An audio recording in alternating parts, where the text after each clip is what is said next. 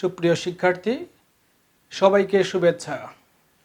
আশা করি তোমরা ভালো আছো। আমি মোহাম্মদ আবু কাউসার, বাংলায় শিক্ষকতা করছি। আজকের নবম ও দশম শ্রেণীর বাংলা কবিতায় তোমাদের স্বাগত জানাচ্ছি। আজকের কবিতার বিষয় কবি আব্দুল হাকিমের বঙ্গবাণী কবিতাটি।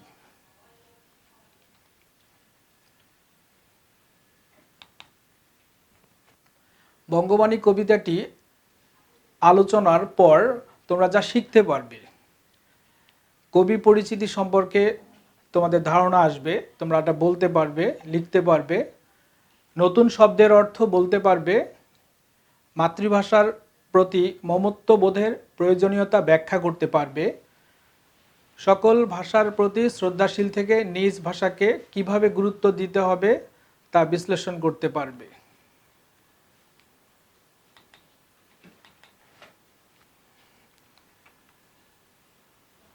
কবি আব্দুল হাকিম, উনি জন্মগ্রহণ করেছেন আনুমানিক, ওনার জন্মসালটা বলা হয়েছে আনুমানিক, কারণ তখন কোনো রেকর্ড লিখে রাখার মতো এরকম বর্তমান সময়ে যে ইন্টারনেট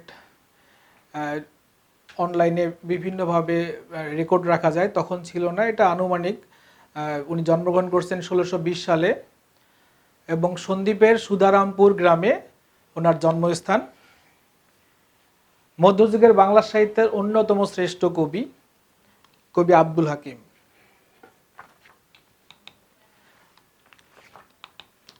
তার উল্লেখযোগ্য কাব্যগ্রন্থ নূরনামা। নূরনামা তার বিখ্যাত কাব্যগ্রন্থ। এরপর রয়েছে ইউসুফ জোলেখা, লালমতি, সয়ফুলমূলক, শিহাবুদ্দিন নামা, নসিহতনামা, কারবালা, শহরনামা। এই নাম বইগুলো সবগুলোই কাব্যগ্রন্থ, কবিতার বই। নূরনামা তার বিখ্যাত কাব্যগ্রন্থ। তোমরা জানো যে বঙ্গবাণী কবিতাটি এই নূরনামা কাব্যগ্রন্থ থেকেই নেওয়া হয়েছে। কবি 1620 সালে মৃত্যুবরণ করেন। আরও দুই একটি কথা তোমাদের এর সঙ্গে যোগ করি। উনি সেই যুগে অর্থাৎ মধ্যযুগীয় পরিবেশে মাতৃভাষার প্রতি তার কবিতার যে নিদর্শন, এগুলো অন্য কবির মধ্যে দেখা যায় না। অর্থাৎ গভীর ভালোবাসার নিদর্শন ইতিহাসে এক বিরল দৃষ্টান্ত স্থাপন করেছেন উনি। এবং বর্তমান অর্থাৎ তখন বলা হয়েছে পরবর্তী অর্থাৎ তোমাদের এই প্রজন্মের জন্য একটা কালজয়ী আদর্শ। মধ্যযুগের অন্যতম প্রধান কবি আব্দুল হাকিমের স্বদেশের ও স্বভাষার প্রতি ছিল অটুট ও অপরিসীম দেশপ্রেম। এই দেশপ্রেম থেকেই কবিতাটি লেখা হয়েছে। তো কবিতায় যদি আমরা কিছু শব্দার্থ আগে আলোচনা করে নেই তাহলে তোমাদের বুঝতে সুবিধা হবে। হাবিলাস, হাবিলাস হচ্ছে অভিলাষ বা প্রবল ইচ্ছা। অনেক ইচ্ছা যদি থাকে, আমরা দেখছি একটা ছবির মাধ্যমে তোমরা বোঝো যে পাহাড় চূড়ায় ওঠার জন্য, তো এটা হচ্ছে প্রবল ইচ্ছা, চেষ্টা। সিফত হচ্ছে গুণ, সিফত শব্দের অর্থ গুণ। এবং ভাগ শব্দ নিরঞ্জন অর্থ নির্মল। তো একটা কথা এখানে বলে নেই, নিরঞ্জন অর্থ নির্মল, কিন্তু কবিতায় নিরঞ্জন অর্থে সৃষ্টিকর্তা, আল্লাহ বা সৃষ্টিকর্তা, স্রষ্টা হিসেবে ব্যবহার করা হয়েছে। তোমরা জানো যে বিভিন্ন কবিতার অর্থ দুটি হয়, একটি হচ্ছে শাব্দিক অর্থ, একটা হলো ভাবার্থী, অর্থাৎ কবিতা বা বিভিন্ন গল্পের সংশ্লিষ্ট যে অর্থ। আরও কিছু শব্দার্থ আমরা আলোচনা করি। ভাগ, ভাগ হচ্ছে ভাগ্য। জুয়ায় মানে যোগায়, মনের মধ্যে যে শক্তি যোগানো, এটাকে বলা হয়েছে জোয়ায়। তোষী, একটি অনেকে এই কবিতার দুই একটি শব্দার্থ বুঝতে পারে না। তোষী মানে সন্তুষ্ট করি, স্যাটিসফ্যাকশন যেটাকে বলা হয়, স্যাটিসফ্যাকশন। তো আমরা আলোচনায় চলে যাচ্ছি বঙ্গবাণী কবিতা। তার আগে কয়েকটি কথা আমি বলে নেই তোমাদের, যে তোমরা পাঠ পরিস্থিতিতে খেয়াল করবে যে কবিতায় তার গভীর উপলব্ধি ও বিশ্বাসের কথা নির্দ্বিধায় ব্যক্ত হয়েছে। তো এই কথাটা তোমরা মনে রাখবে যে আর সম্পূর্ণ কবিতা পড়ার পর তোমাদের বাকি আলোচনা আমি করে দিব। তো আমরা মূল কবিতায় চলে যাই। কিতাব পড়িতে যার নাহিক অভ্যাস, সে সবে কহিল মতে মনে হাবিলাস। দুলান করে আলোচনা করি। কিতাব মানে পুস্তক, বই, তোমরা জানো। তো যার অভ্যাস নেই সে সবে কহিল মতে, কহিল মানে বলল, মতে মানে আমাকে, কবিকে, মনে হাবিলাস অভিলাষ ব্যক্ত করল। তে কাজে নিবেদি বাংলা করিয়া রচন, নিজ পরিশ্রম তোষী আমি সর্বজন। এখানে তোষী একটু আগে বলেছি, সন্তুষ্ট করি। নিবেদি মানে তোমরা নোট করে নাও।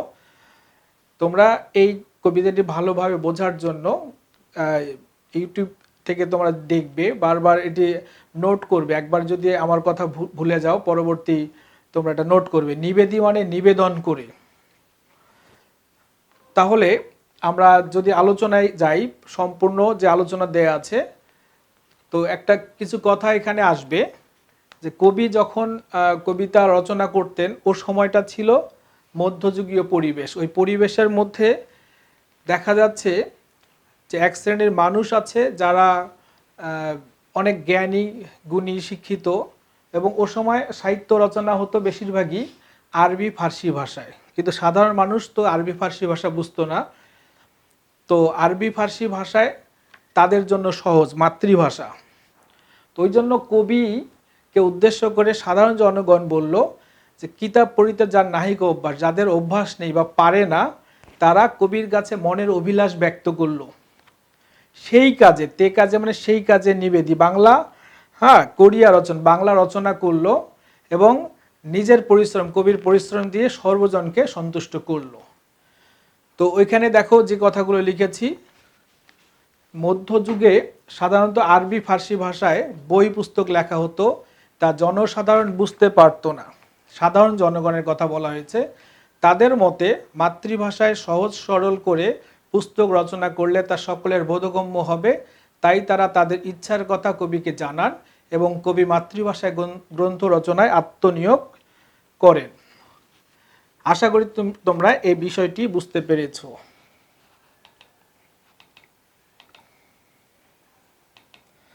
এ পর্যায়ে আমরা পরবর্তী কবিতার অংশে যাচ্ছি।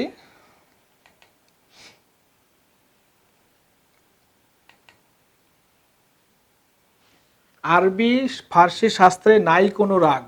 তোমরা দেখো কতগুলো আরবি এবং ফার্সি যে ভাষার ছবি দেখলে বুঝবে।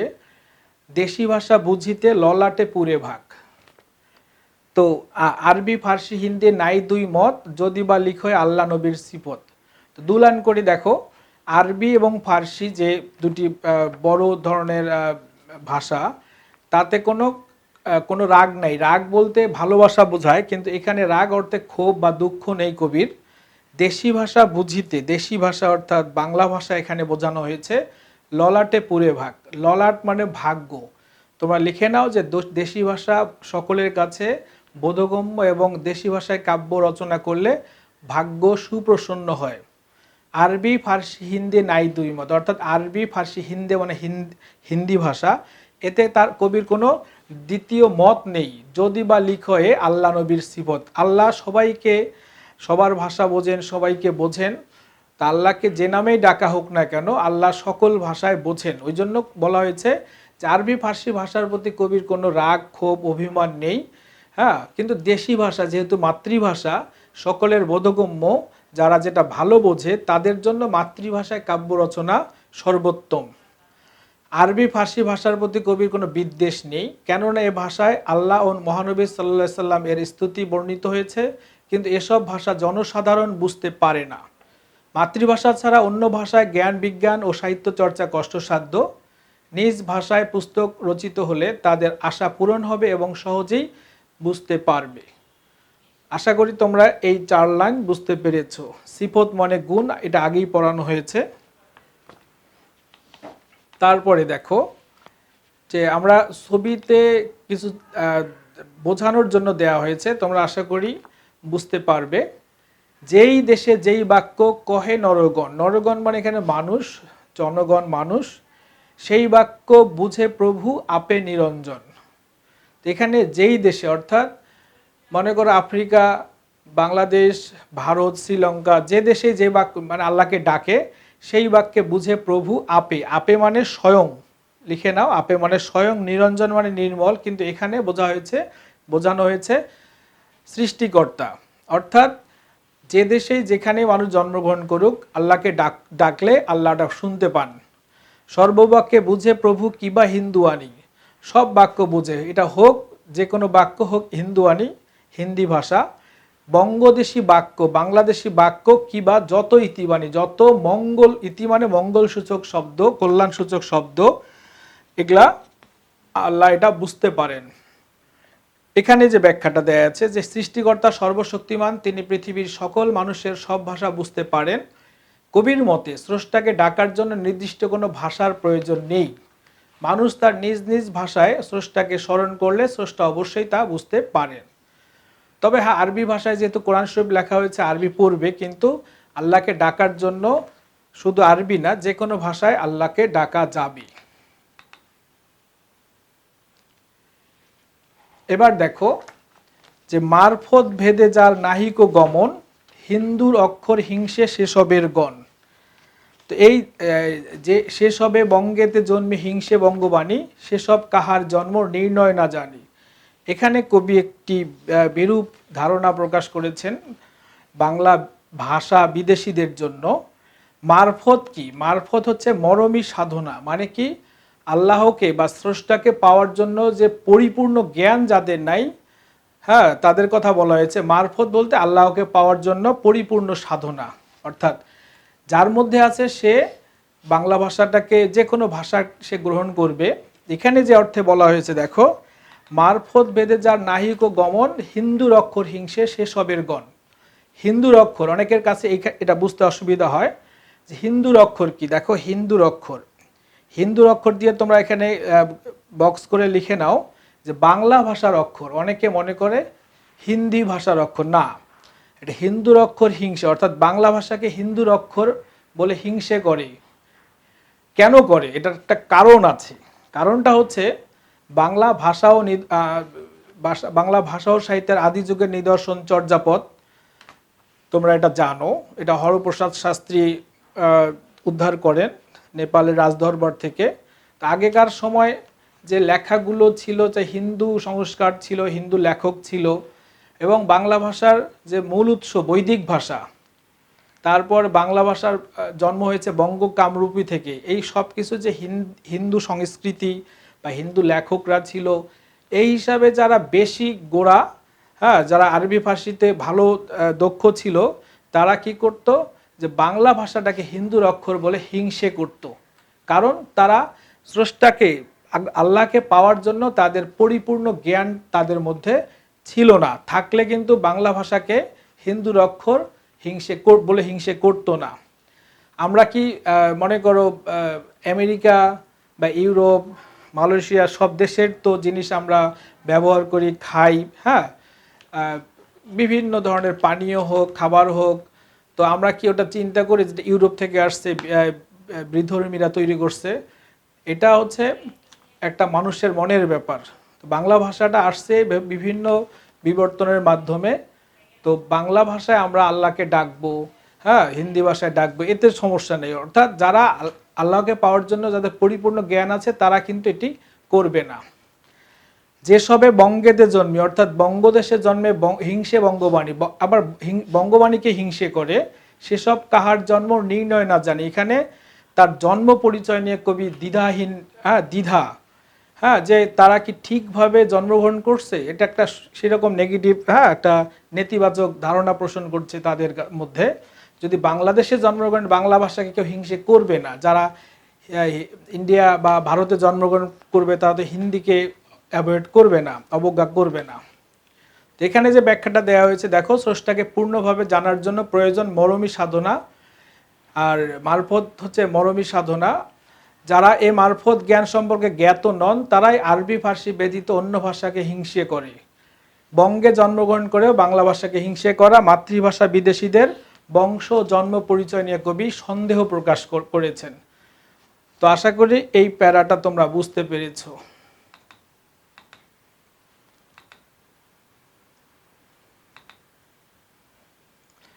আচ্ছা, এবার খেয়াল করো, দেশি ভাষা বিদ্যা যার মনে ন জুড়ায় জুয়ায়, নিজ দেশ ত্যাগী কেন বিদেশ ন যায়। তো এই দুই লাইনের ব্যাখ্যা দেখো। দেশি ভাষা অর্থাৎ এখানে বাংলা ভাষার কথা বলা হয়েছে। এই বিদ্যাটা যার মনের মধ্যে জুয়াবে না, অর্থাৎ যোগাবে না, শান্তি পাবে না, মনে আনন্দ দেবে না, সে কেন নিজ দেশ ত্যাগী মানে লিখে নাও, ত্যাগ করে বিদেশ যাচ্ছে না, বিদেশ মানে না যায়। অর্থাৎ ঠিক আছে, তোমার বাংলা ভাষা ভালো লাগে না, বঙ্গভাষা ভালো লাগে না, তুমি যে দেশে ভালো লাগে, যে তোমার যেটা পছন্দ সে দেশে তুমি চলে যাও। মাতা পিতামহ, এখানে দুইটা ব্যালেন্স করছে দেখো, মাতা মা আর পিতামহ হলে দাদা। মাতামহ মানে নানা, এখানে মাতা এবং নানা দাদার কথা বলা হয়েছে। ক্রমে পর্যায়ক্রমে বঙ্গেতে বসতি, দেশি ভাষা উপদেশ মনে হিত অতি।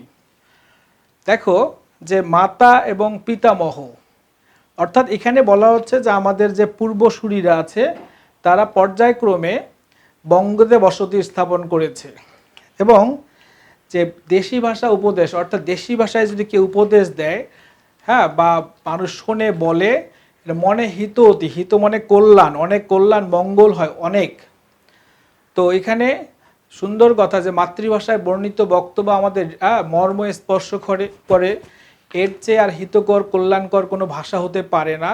আমাদের পূর্বসূরীরা এই ভাষা ব্যবহার করেছেন, আমরা করছি, আমাদের পরবর্তী প্রজন্ম এ ভাষা ব্যবহার করবে।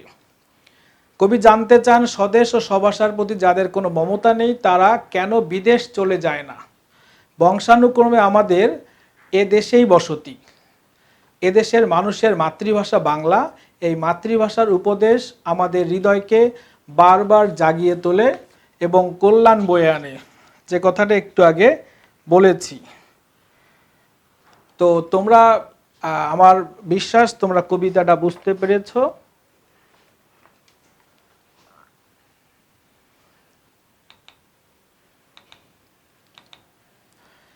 তো আজকে তোমাদের বঙ্গবাণী কবিতার উপর আলোচনা হলো।